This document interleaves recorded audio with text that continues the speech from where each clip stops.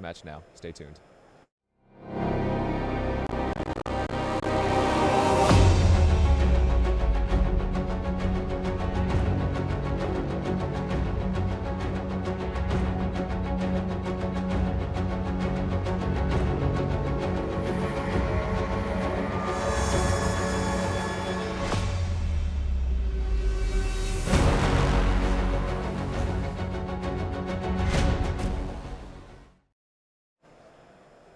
Welcome back to coverage here at Grand Prix Quebec City. We're going to round 8. We have two 7-0s matched up together. Reed Duke on Esper Control versus Jean-Francois Betty. I'm not sure if I'm pronouncing that correctly. Frank, you're going to have to help me. But no, that was great. That was better than the first one. Yeah. Okay, all right. Who's on Abzen? He's leading off with the turn 1 Warden of the first tree here. Now, you had talked to Reed earlier. We just saw the deck tech with him. Yeah, most of it at least. Yeah. Yeah, his deck looked sweet, and he has piloted it to a 7-0 record so far. So we now get to see his deck in action. We have already seen Reed play some of his deck earlier today, where he ended up beating Abzen. So he already defeated Abzen earlier today. Must be a decent matchup for him. But Jean-Francois has the turn 1 Warden and can attack for 3 damage right away when he's on the play as well. So putting a lot of pressure on Reed early on, and that's exactly how you have to approach this matchup as the Abzen player. Abzen is not going to win in the late game, not against Ugin and everything that Reed can present. You have to try to curve out and win quickly, and Jean-Francois is off to a great start. Yeah, great point. And in the last match, when we got a chance to briefly look at Reed versus the other Abzen player, they almost went to time, and by the end of it, Reed was playing very, very quickly, not so methodically as we are accustomed to him playing. Yeah, 50-minute rounds can be kind of an issue for this Esper Control deck because there is so few win conditions and the deck takes so long to win, especially in game 1. But yeah, after sideboard, we may see some dragons come in to close out the games a bit quicker. But in game 1, this can either take a very long time or a very short time. If it takes a short time, then I know who is winning, and it's not Reed. Fair enough.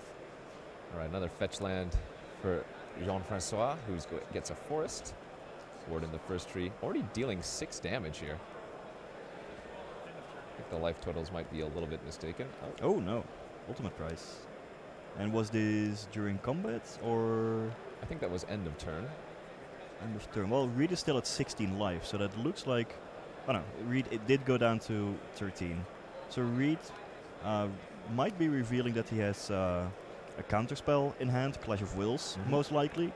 Because if Reed didn't have a counterspell, he probably would have just played the ultimate prize in the attack step to prevent the damage. Given that he didn't, he was probably holding up mana to Clash of Wills, something like an Anafenza if Jean-Francois would have had one, and then play ultimate prize at a later time. And indeed, that is what Reed was up to, countering the Gideon that Betty tried to put on the battlefield. Yeah, great call. Reed here popping the Flooded Strand off at end of turn, getting another Prairie Stream. These lands have proven just how powerful they are in this current standard. We saw them at the Pro Tour last week, and now we see them here at the GP. Just makes your mana so much nicer. Yeah, especially for these decks with 3 allied colors. Then you get access to lots of good fetch lands, and it's really easy to assemble all of your colors. For Abzen, the fetch lands also help assembling your colors of mana. Wooded Foothills, for instance, can get both green-white but also a black-red land, so it can fix all of your colors. Yeah. Although it is a bit less convenient than if you are in a shard like Esper. Poor Jean-Francois has to play a Wingmate Rock without his buddy. Looks like he also... Oh, no, he has a Canopy Vista, so did not have to pay a life for that. But you're not too happy when you're playing a Wingmate Rock just on its own. No, it's a sign that things aren't going great. Reed did have the perfect answers for Betit's early threats. Now is able to Murderous got the Wingmate as well. Maybe taking out the possibility of Betit playing another Wingmate with Raid on the next turn. So Reed still sitting comfortably at 11 life, in control of the game, under no pressure. He's content to sit back, draw some cards, and there is a Jace. Now, one issue of playing Jace in a deck like this is that it gives your opponents targets for their removal spells, like Murderous Cut, for instance. But it looks like Jean-Francois is sitting with a bunch of Dromoka's commands in hand. So unless Betty can find a creature to turn on the fight ability, he is probably going to just look on as Jace will transform into a Planeswalker on the next turn without a way to stop it. Yeah, Betty with the full 4 Dromoka's command in his main deck Mhm. versus a deck like Esper, I have to imagine those are just awful. Yes, I'm sure he will be boarding those out if at all possible. The card is great in the current standard, especially with the rise of the banned tokens deck that we saw in the previous round. But in this matchup, it's almost a dead card. There you get a look at our players. In the background, you see Seth Manfield versus All right, well, Siege Rhino coming down. it resolves, and now Betty can try to play Dromoka's command in the hope that Reduke doesn't have another spot removal spell for the Siege Rhino.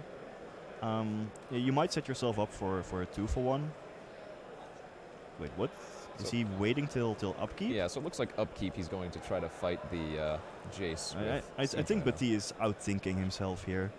Like, typically, this can make sense because you want to play removal spells in the upkeep such that if the control deck has a counter spell, they have to tap the mana on their own turn. Yeah. But in this case, you waited until Jace suddenly could activate in Yep. response, so the Dromoka's command didn't do anything. That seems like strange sequencing from Betty. I think he would have been better off by playing it in his main phase. Yeah, I think that was just a mistake, and well, as we see here, it's going to be a little bit punished as Murderous Cut gets flashbacked. Yeah, it was on board. Yep. This is round 8. Mhm. Players are getting a little tired sometimes, you know. As it turned out, I think Reed was holding negate. Sure. So if Betty would have gone for the Dromoka's command on his own turn, then Reed would have just countered it, and then we would have been in pretty much the same situation, except Reed wouldn't have the negate in hand. So I don't think it was a play that would have suddenly allowed Betty to claw back into the game. But still kind of a misplay there on his part. Yeah, and now we see Reed resolving a dig through time, only having to exile one of the cards from his graveyard. That means he's going to have more fuel later on, and we see an Ugin in his hand, in addition to some more lands. I think this game is firmly in Reed's control. Indeed. Yeah, there are not many ways where the Abzan deck can come back. Maybe if Betty would draw an Abzan Charm, draw 2 cards, find a Den Protector in there, and suddenly get a lot of 2-for-1s, then maybe he can get there. But barring some extreme draws, it's gonna be tough to beat Ugin. Yeah, and another dig through time from Reed is almost certainly going to shore up this game. Like you mentioned earlier, the Dromoka's commands are pretty much just dead cards in Betty's hand, and I think he has 2 of them out of the 3 cards. Yeah, there's not a single enchantment in Reed's deck. There are no spells to prevent the damage from. Yeah, you can fight with a Jace if you time it right, but that's pretty much it. These cards will probably get boarded out in favor of some discard spells, most likely. But he has Duress and Transgress the Mind in his sideboard. I'm sure he will be interested in boarding those Sure, in. absolutely. The thing about Reed's deck is that even though he's firmly in control, it's going to take a little while for him to actually finish up the game. Yeah, as we saw in the deck text, not a lot of win conditions. I mean, it is difficult for Reed to lose from this position, but he doesn't have a card like Dragonlord Ojutai in his main deck, which allows him to suddenly win the game in 4 turns. He can start attacking with Erishing Cleric, but that's gonna take a while. And the Ugin, yeah, it will still take, let's see, 6 activations, 6 lightning bolts to the face. Well, it works, but Yeah, takes a while. Hopefully, Reed can eventually find that shambling vent to make this process a little bit faster. But then that just turns on Betty's, spot removal spells. Den Protector, presumably, probably going to get a counter here. Ojutai's command, I would assume. Yeah, some more value, counter it, draw a card. This is the control player's dream. Yes. You are at a decent life. Though he doesn't even draw a card; he just goes for the life. Oh, okay. I think he realizes that he's probably so far ahead that the only way he's going to lose this game is if, somehow some weird series events. Like a pack of siege rhinos enters to play or something. A crash of siege rhinos. Yep. They always come in multiples. Oh, yes. I think Hangerback Walker was the draw for Jean-Francois. Doing some mental math. Well, if you have it, you certainly want to play it for... Yeah, you have to play it for the maximum. You can play it for less in order to play around Clash of Wills. He goes for a 2-2 only. This does leave up the double Dramoka's command, which I guess is sort well, of he relevant. didn't actually leave up mana for double Dramoka's command because there's a blue-black duel is that a sunken amongst one hollow? of his lands, Oh, so he you're can only right. play one Dramoka's command. It didn't matter in the end. Reed had an utter end for that Hangerback Walker. A third dig through time for Reed. And John didn't even respond with a Dramoka's commands trying to kill the Jays. Maybe Betty is also giving up on this game, Sure. mentally at least. Because, well, as we mentioned, Reed has so many cards in hand, has all the tools he needs to work with. There are a few cards in Betty's deck that can allow him to come back from a position like this. So This is classic Esper. Like you said, this is the dream for Reed. This is exactly how he wants every game to play out. yeah, if I were in Betty's situation, I might even concede at this point. I guess Betty doesn't know that Reed has a stocked hand. Sure. Like Betty might be thinking, well, perhaps Reed is just holding all lands and I can get my way out of here somehow.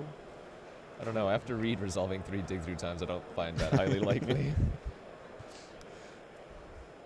And Reed is still holding off on playing the Ugin. Yeah, he's going to have 10 mana here, so he can cast the Ugin and hold up Negate if that's his game plan.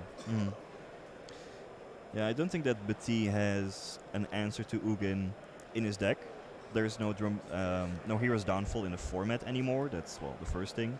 Some Abzan decks play Ruinous Paths or possibly Other End, though those cards are far from popular inclusions. And Reed was just waiting for the right time to play Ugin with Negate back up, and Betty backs it up. Yeah. Like, yeah, not gonna come back from here.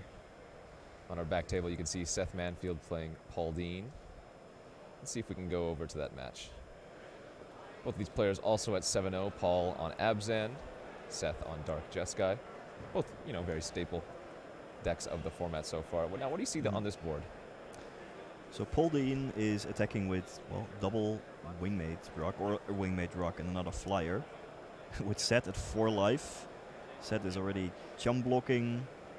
He needs to find an answer for the big bird right now and then an answer to, well, the other bird on the next turn. Paul Dean is in the driver's seat here. But he hasn't won yet. There is Crackling Doom taking out the big bird. Seth would fall down to 1 life. Looks like... Paul is just sacrificing Anafenza rather Gotcha. than the big bird. That seems like a wise play, especially because it was already blocked by Jace. So Paul's going to take the first game there from Seth Manfield. That'll do it. Even though Paul had some big birds, this ain't no Sesame Street, I'll tell you that much. Get a look at an overview of the players there, shuffling up their deck. Now, if we take a look at the deck lists from Jean-Francois and Reed, what do you think comes in? I know you mentioned the Transgress the Minds from Betty and Duresses potentially. Obnixilis Reignited. Oh yeah. Planeswalkers can be quite decent against a deck filled with spot removal spells for creatures. And that's it pretty much. Probably taking out the Dramoka's commands and maybe some Murderous Guts. Although if Betty does that, he might walk straight into the Dragon sideboard plan of Reed. Because Reed has 2 copies of Dragonlord Silumgar as well as a Dragonlord Ojutai in his sideboard, which he is likely boarding in for this matchup in the hope that, well, Betty takes out most of his creature removal spells. And he can catch him without an answer for the Dragonlord Silumgar, in which case it is a huge card to put on the battlefield. Yeah, we saw Reed earlier today against another Abzan player do that very same thing. He brought out a lot of his cards, brought in these Dragon Lords, and the opponent didn't have much removal. They left their Abzan Charms in because it can still draw them cards, but they just didn't have a good answer to the Dragon Lords. Yep. Yeah, it turns it into a bit of a guessing game. Yeah. And it's a tough guessing game because if you're the Abzan player and you guess wrongly, then either you have all these dead cards in your hand, like all these removal spells without targets, or well, you are on the receiving end of a Dragonlord Silumgar without an answer to it. And even if you guess correctly, then it's not the end of the world for the Esper deck because well, all it does is maybe trade a Murderous Cut for Dragonlord Silumgar. It's still a 1-for-1 trade. That's okay. Let's see. Man, I really like those Dragonlord Silumgars from Reed, though. Again, I've been talking about it multiple times, but I just think that card is so well positioned in the current format.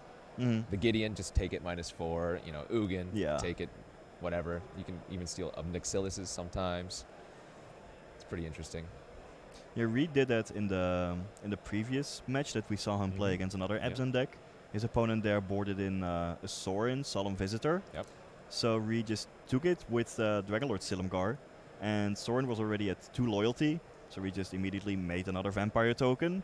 Here, your Sorin dies, I get a token, and even if his opponent would have had an Absent Charm, well, the Sorin was already in the graveyard, so it's excellent against these planeswalkers. If you're just tuning in, folks, this is currently round 8 here at Grand Prix Quebec City. We are at the feature match table. Reed Duke is currently up a game versus Jean-Francois Betty. Both of these players at 7-0. Looks like they kept their opening 7s. And Betty starts the game off by popping off a fetch. Can't quite tell which one that is currently, a little bit off the screen. I think it was a Polluted Delta, so we may be seeing a turn 1 Duress over here. And indeed, we do see a Swamp.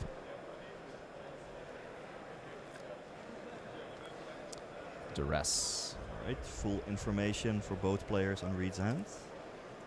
So Reed kept a 5-lander with Anticipate and a Murderous Cut. Is that the type of hand a Esper control player would normally keep? Yeah, this deck needs a lot of lands to function with all the expensive cards. So even though 5 lands is a lot, maybe a little too much, you would still prefer to keep a 5-land hand than a 2-land hand. Especially when you have some cards to interact. He already has a Murderous Cut, which he could play on turn 3 if Betty has an Anafenza or something like that. And that should give him enough time to, well, for instance, draw into Jace, into Dig Through Time, Ojitai's Command, whatever his deck will cover up. It's a mana-hungry deck, so these 5-land hands are okay. If Reed would be playing a Tarka Red or something like that, he would probably mulligan a 5-land hand, but this is a control deck. Yeah, taking Anticipate there for Reed, not exactly what he wanted to have happen. I think he drew a land for the turn after that. Betty popping up another fetch, getting a Forest. And he's probably wanting to play a 2-drop here, I would imagine. Yeah, if I would be Reed and I see Betty taking the Anticipate, it might signal to me that Betty is planning to play a game with threats that don't really care too much about Murderous Cut, so unlikely to face Anafenza and her Siege Rhino on turn 3 and 4, but rather, well, unassuming creatures like a Den Protector or possibly Hangerback Walker or Gideon, cards that Murderous Cut cannot really answer effectively. And that's absolutely right. We see Jean-Francois playing the Den Protector face up, something you don't normally see unless the player wants to curve out, but it looks like he's just passing here with Abzan Charm open. Yeah, I think that's an underappreciated play. Too many players, I think, wait to morph the Den Protector, trying to get the value, but, well, Betty already knows that there is a Murderous Cut in Reed's hand. And curving out is still important because the Abzan deck is still the beatdown in this matchup. Needs to try to finish off the Esper deck quickly, and well, a 2-power creature for 2 mana does help with that. And now it also frees up Betty's mana on the 3rd turn to play Absent Charm in hope of, well, drawing some cards. And I think Reed has drawn a land every single turn thus far. That lone Murderous Cut in his hand, hopefully going to be his saving grace. He's able to cast that Murderous Cut currently. Betty getting a Canopy Vista. We're almost assuredly going to see that Abzan Charm drawing 2 cards here.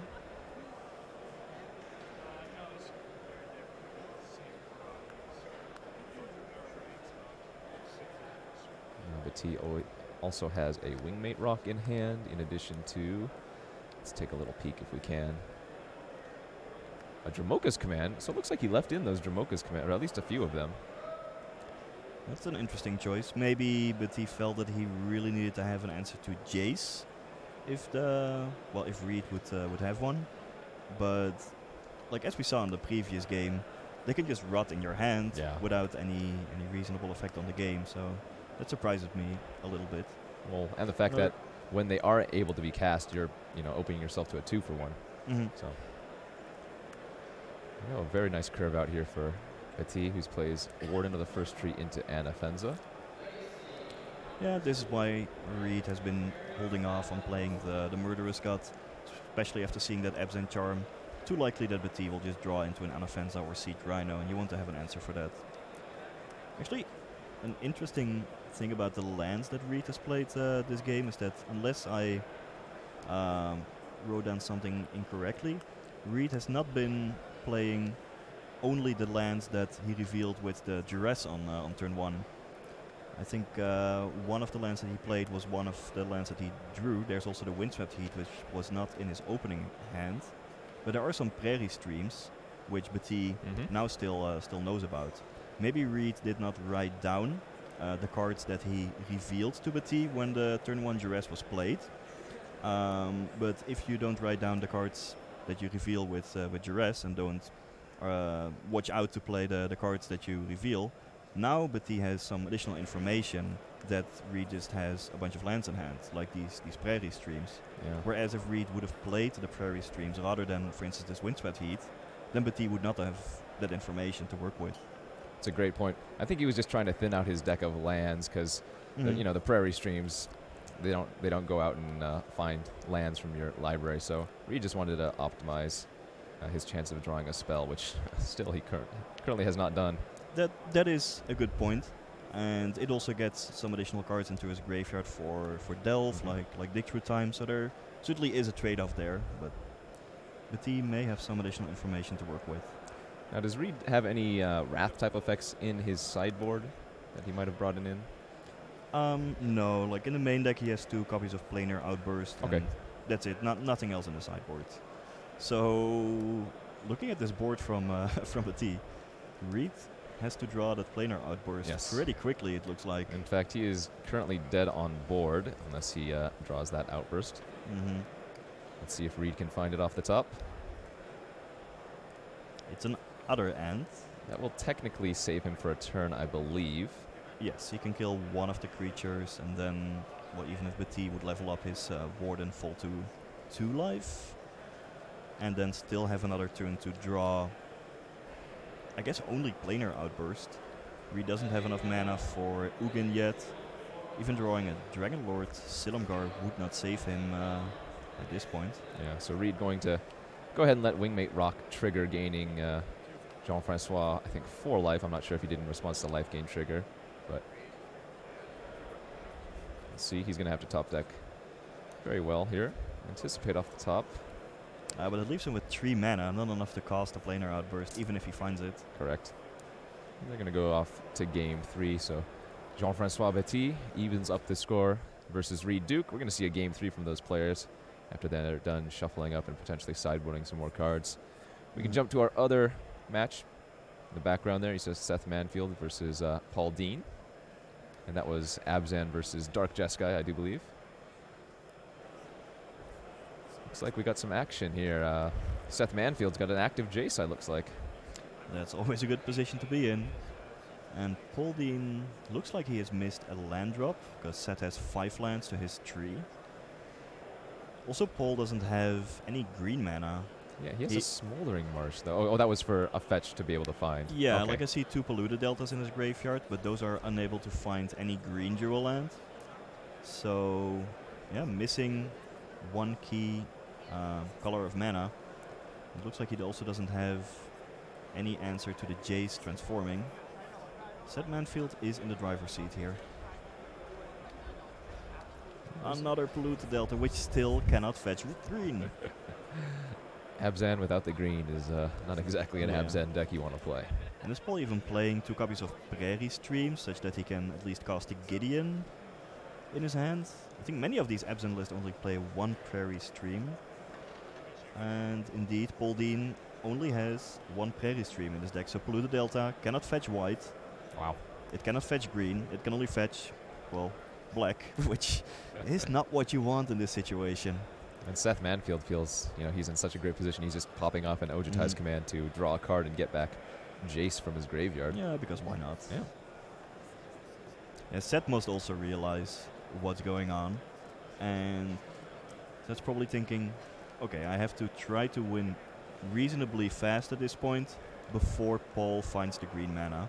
So let's dig towards a Mantis Rider. Start attacking with a Mantis Rider, and now Paul is on, well, at least a 6-turn clock, probably a bit shorter than that, which doesn't leave a lot of time to find that green source. Yeah, it's kind of funny. Paul's able to cast more of Seth's spells than he is of his own spells. Yeah. He could actually cast a Mantis Rider here if he had one. And Tessiger as well, coming down. Seth doesn't give Paul not a lot of time. There's a Warden of the First Tree drawn. It's not his day. Yeah, and he just scoops it up. So we're going to see multiple game threes here. Seth Manfield evening the match versus Paul Dean. Yeah, Seth knows this deck quite well, I have to say. I was watching him play in the previous round when I had a round off and he was playing on table 1. He was playing against an Abzan deck where somewhere during the second game his opponent played a complete disregard on Dragon Master Outcast. Okay. And Seth, after thinking for a while, went for the play of, okay, I'll play Colligan's Command, kill my own Dragon Master Outcast, and force you to discard a card, just so it wouldn't get exiled. Gotcha. A couple turns later, sure enough, the Dragon Master Outcast started making some dragon tokens, and it won Seth the game. So he's certainly seeing all these, well, admittedly strange lines of killing your own creature just so that it doesn't get exiled. Yeah, when you have cards like Kolaghan's Command and Ojutai's Command bringing creatures back from the graveyard either onto the battlefield or into your hand, there's some weird scenarios where that might even be the right play. Looks like both players here are going to take a mulligan. Not liking the 7s that they saw. Quick overview of the players again. If you're just tuning in or you don't know where we're at, we are currently in round 8 here at Grand Prix Quebec City. Kenji Egashira in the booth with Frank Karsten. We are going to multiple game threes. In the foreground here you can see number 19 rated Reed Duke, who's currently 7-0 with his Esper control deck, playing against Jean-Francois Betty, who is 7-0 with Abzan. And in the background, on your left, you have Paul Dean, 7-0 Abzan. And on the right, Seth Manfield, 7-0 Dark Jeskai. Get their mulligans out of the way. They do get their scry if they opt to keep their 6s. And they remember.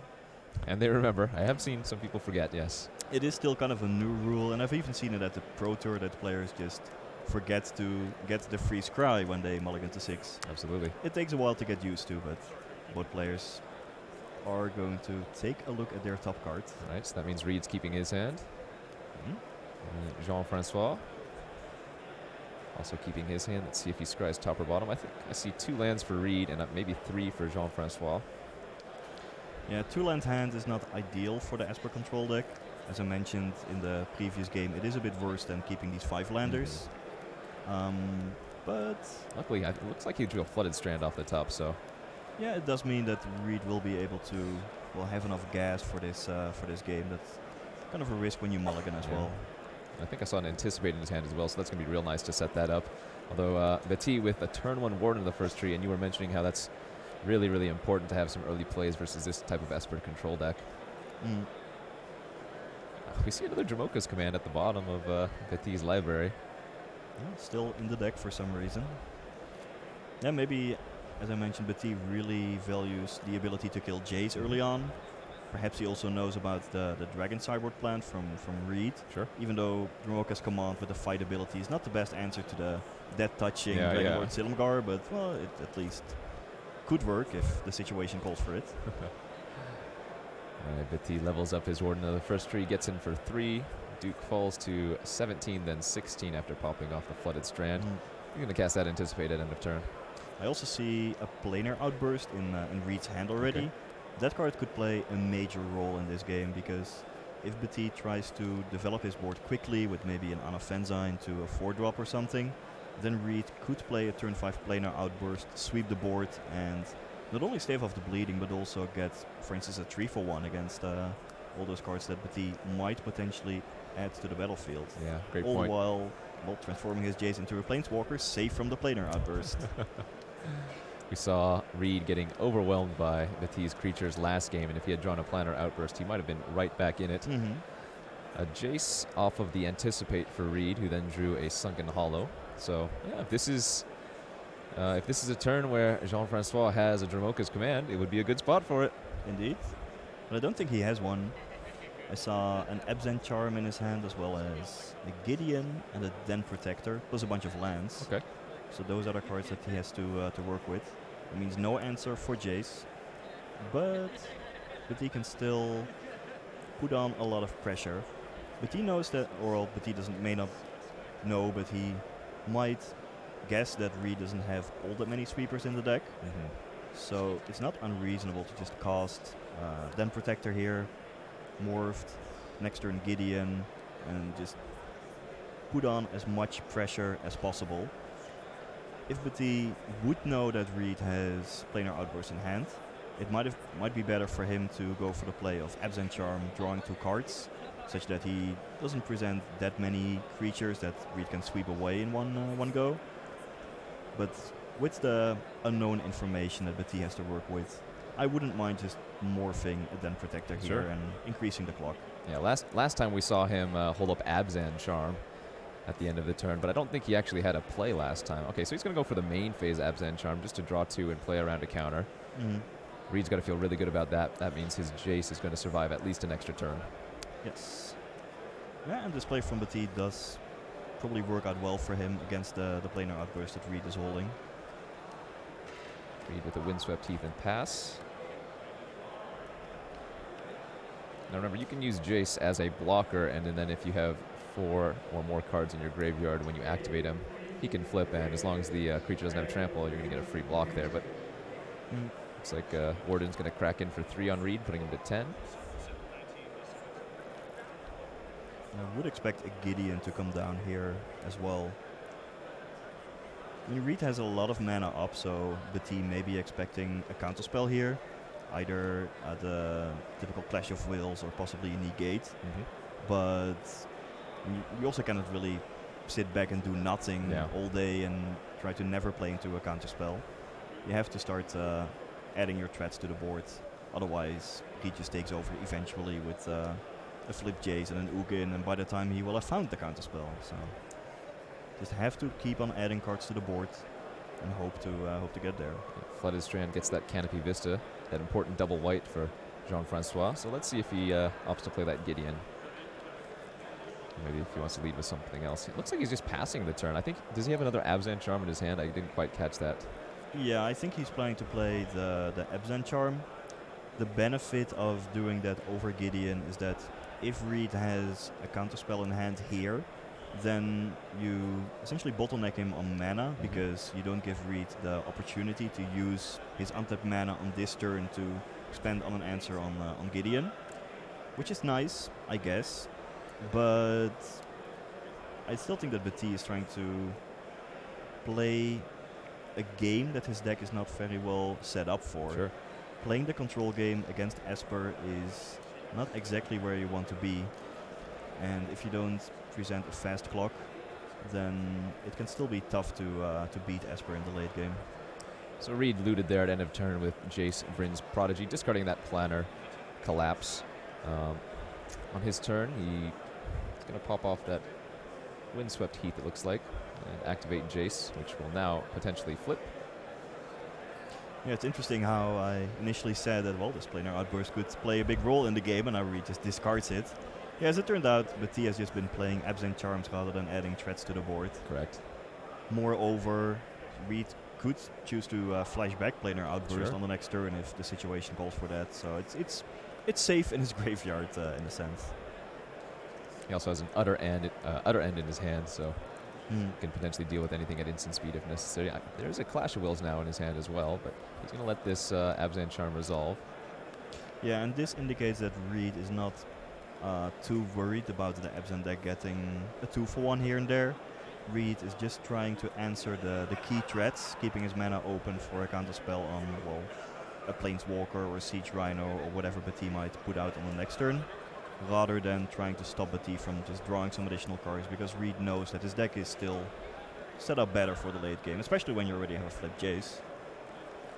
Yeah, that Jace is just going to do a ton of work. I think that's why he doesn't mind just letting all of these things resolve.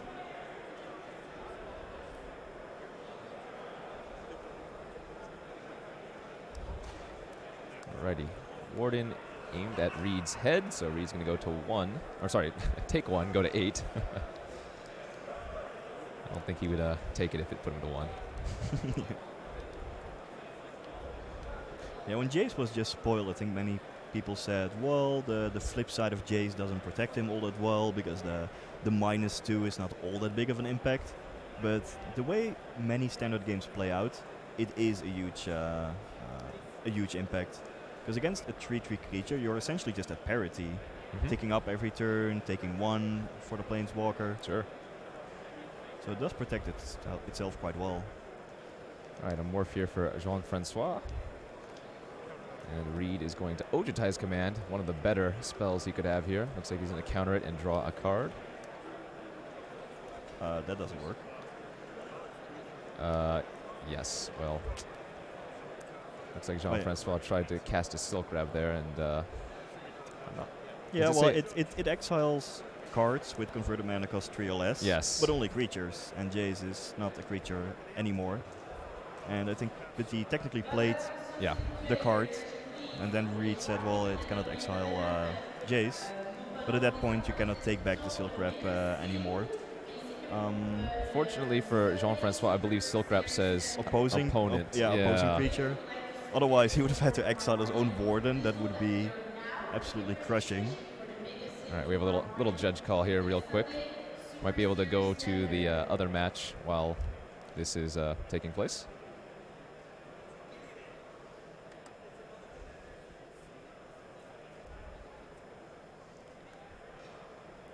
Get a good overview here of the players. Remember, we're in round 8 here at Grand Prix Quebec City. It looks like they resolved their Silk Grab issue. So it looks like the Silk Grab's going to stay in play on the battlefield. Yeah, I think that's the correct ruling, but he just played it, and then, well, that's a legal play. Just doesn't really do anything. Yep.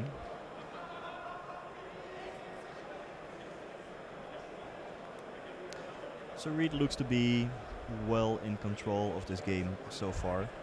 His Jace is negating the attacks from Warden of the first 3. I still see a Clash of Wills in his hand, so he can counter whatever threats that Bati would present. And eventually, Reed is just going to find an Ugin or any win condition and close out the game. That is most likely how it is going to go. The only risk that Reed might run into is that Bati keeps on playing threats turn after turn, and Reed starts drawing into a string of lands, and then suddenly finds himself in a position where he lacks the answers, then starts losing Jace, perhaps to attacks from creatures, and, well, loses the game that way. Or possibly just 4 Siege Rhinos resolving or something crazy like that. But Reed doesn't have that many counterspells, so those Siege Rhinos with Reed at 8 life could potentially close out the game as well. Although, as I mentioned, Reed is still in the lead here.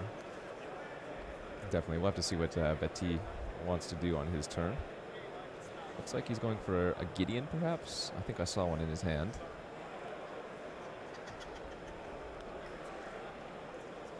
Indeed.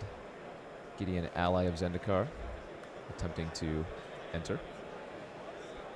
Clash for 3 is going to stymie Bati's hopes.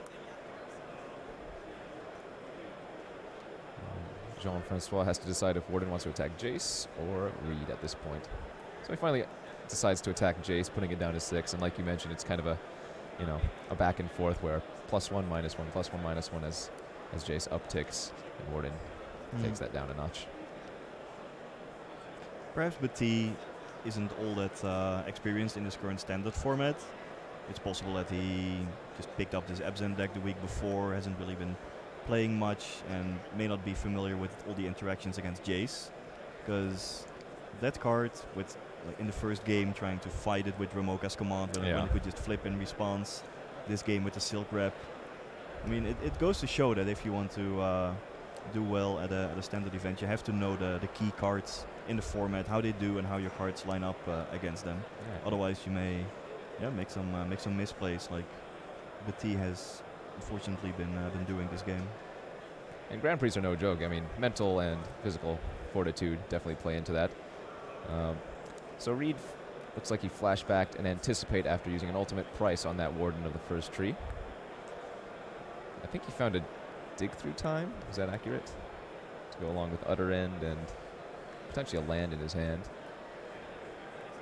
Jean-Francois looks like he has at least 4 cards left in hand. I believe Wingmate Rock still being one of them. No creatures on the table to raid it though. And again, if Reed indeed has the dig through time in hand, he can just easily play it at the end of Betty's turn. His graveyard is stocked enough for that. Well, there's one of the cards that you were talking about, Betty needing to get back into this game. Siege Rhino number 1. Yeah, Reed's down to 5. Still gonna need 2 more Rhinos to close it out, but you know what they say, they always come in multiples. So much crash of Rhinos. Dig through time here gonna really help Reed.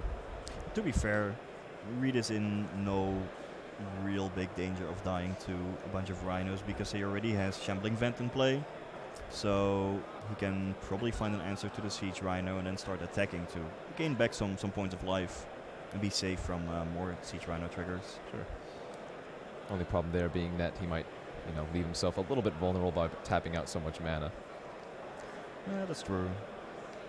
But he cannot do all that much that would punish him for it. Perhaps the worst card that Reed might face is maybe Obnixilis from the sideboard. Sure. Although Reed still has another end for that, so that's not a big problem either. Yeah, I don't think that Reed would be in big trouble if he ends up tapping out. Right, looks like Jace has targeted the Siege Rhino with the -2, -0 ability, and then on Betty's turn, Reed opted to Utter End that Rhino. We'll see if Jean-Francois has any good follow-up here. Reed still with 4 mana untapped and a few cards in hand. And Offensa the foremost. And Offensa is a great card in this deck in general. It's 4/4 for 3 mana, which is already a great deal. And the exile ability is actually super relevant in this format. Sure. Against Hangerback Walker, against Deathmiss Raptor, even against Oshitai's command or Colligan's command trying to recur some cards. But at this point, well, it's just a 4/4 that's going to be swept away with the Planar Outburst. Yeah, Reed could have done it with Awaken if he so desired. Chose not to.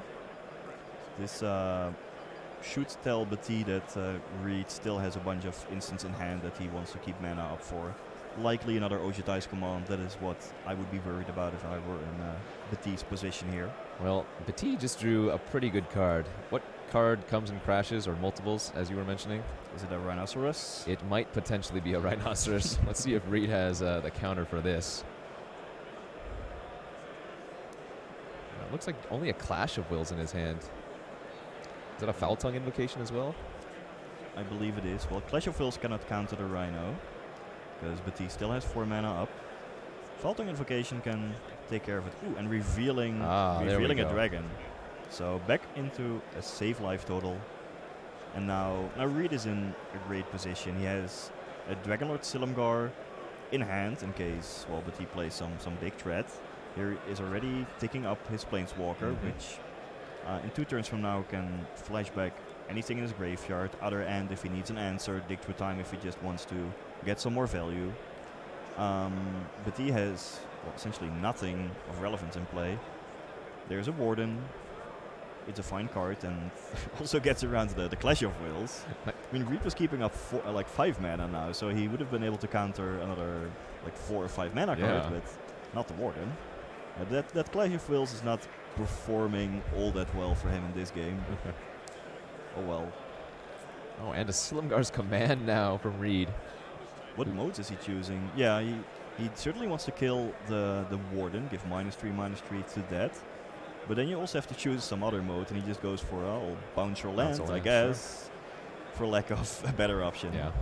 Remember, you have to choose 2 modes there. So looks like Shambling Vents is going to get in for the second time. It got in last turn, putting Reed up to 8, and now it's going to get him up to 10. That Vent is doing some overtime work, so even any number of Siege Rhinos now, I think there are 2 left, aren't going to be that good for Jean-Francois, who top decks a Duress. Reed looks like he might go for the full Clash of Wills on that. Well, Bati already knows that Dragonlord Silumgar is the last card in hand, because Reed revealed it to the Faltong invocation, Correct. so whether or not he pays is completely irrelevant. Just some showmanship for the camera by Reed there, I think. You might as well tap out Betty. Yeah. I mean, All right, so he's going to flash back Dig Through Time, I believe, here. yeah, that seems reasonable. Oh, Ojutai's command, draw a card and get Jace back. All right. Even better, probably, because that Jace can transform on the next turn. Sure. And then flip back the Dig Through Time. Sure. And still leave you with Yeah. a Jace Planeswalker. And you also got an extra card out of the deal with Ojutai's command, so that's even better than flashing back Dig Through Time. And when you are in the stage of the game where the Absent deck is sitting without any relevant cards in hand or on board, and the opponent can make a play that is actually better than flashing back Dig Through Time, That's not a good thing. it's a tough spot. Yeah. Reed clearly not concerned about a removal spell there. And he'd played a majoring network on that same turn, and he leveled it up at the end of Betty's turn, who only could play an Anafenza. Right. Jace looting, discarding a polluted Delta. Looks like he's going to flash back something here. Again, we know he has the Dragonlord Silumgar in his hand, so would not be surprised to just see him flashback Dig Through Time and then play the Dragonlord. The easy way out would be to play Dragonlord Silumgar and take control of Anafenza and just kill Bati in 2 attacks. It might still be a bit risky if Bati draws an Absent Charm in order to take out the Dragonlord Silumgar. But I guess if that is the worst case situation, well, whatever. You just find another answer for Anafenza. You're up so many cards already. Reed also has an Ugin and a Dragonlord Ojutai in hand, so And Betty this is over. extends the hand. Dragonlord Silumgar putting the final writing on the wall there. Reed moving up to 8-0 with his Esper control deck. Yep. A true master of that deck. Yeah, I think he was one of the few players who played a deck like that at the Pro Tour.